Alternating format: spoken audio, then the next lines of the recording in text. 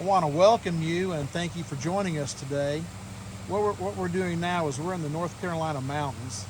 Got a beautiful bike here. This is a 1987 Moto Guzzi Le Mans SE 1000, and it's a pretty interesting bike, and it's a limited edition bike.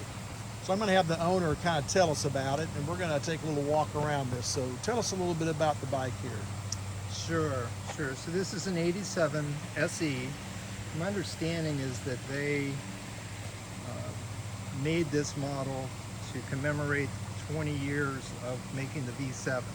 So this bike is fairly rare. I think there were 100 of them imported into the US. There were some obviously sold in Europe as well. When you look at the bike, it's obviously it's red and white, and you can see the color scheme of the motor is black. So that's real different than the traditional red or black paintwork that a normal Le Mans would have. Mechanically, the motor is essentially the same as the Mark IV Le Mans. So it has the 40 millimeter Del Orto Comfort carburetors. It's electric start, it's shaft drive. But a couple of the differences are the gearbox. So it's a close ratio gearbox. So it has a much higher first gear, and it is, it's more geared towards a cafe racer type of motorcycle.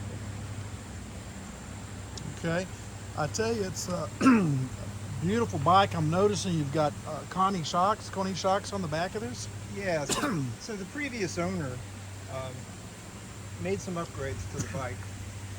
Coney shocks in the back, and I believe that's true. I don't think they came stock with Coney shocks.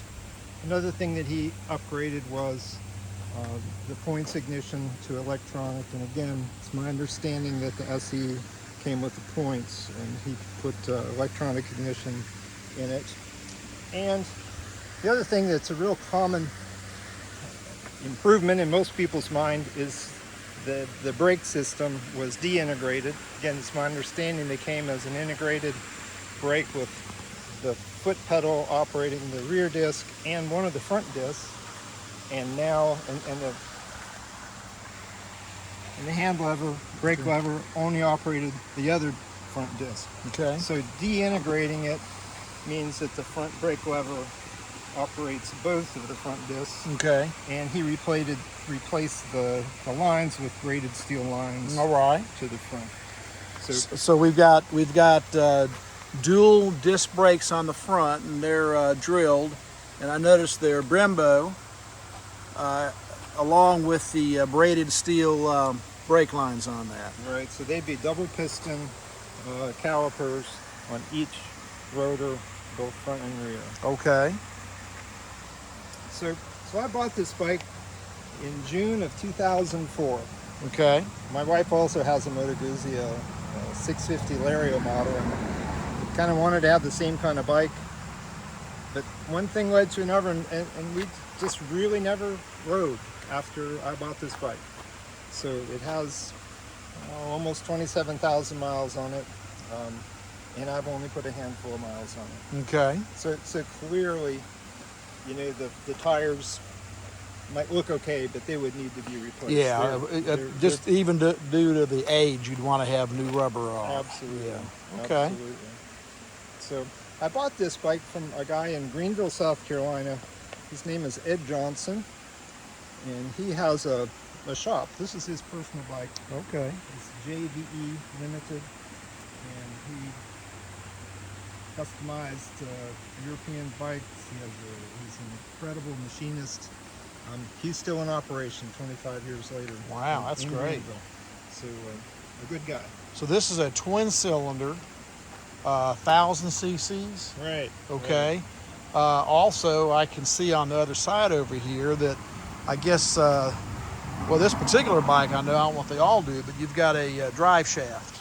So right. Instead of a chain or a belt, it's a shaft driven. Right. So you can kind of tell just by looking at it that it's very well cared for. It's been in my climate control basement its whole my it's all life with me. Okay. When I wasn't going to use it, I drained the fuel tank, I drained the carburetors, and I've taken the carburetors apart and cleaned them, replaced fuel lines, and sprayed the cylinders with the protective coating so that, you know, when you're not using it, they don't rust inside. Well, you can tell it's been very well taken care of. It's a beautiful bike. It's interesting to see how they approach these things. And as we're looking down here, how you can see the twin cylinders there. And there's no choke on this one. Is that because it's a electronic ignition?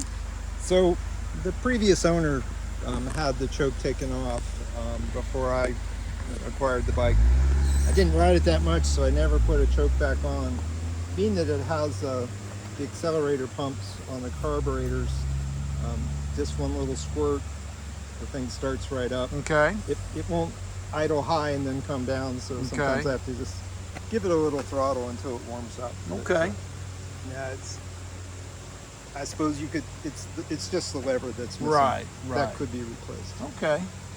Well, I tell you, I appreciate you taking the time to show us this beautiful bike, and we wanted to also maybe in a minute or two you can show us a cold start on it.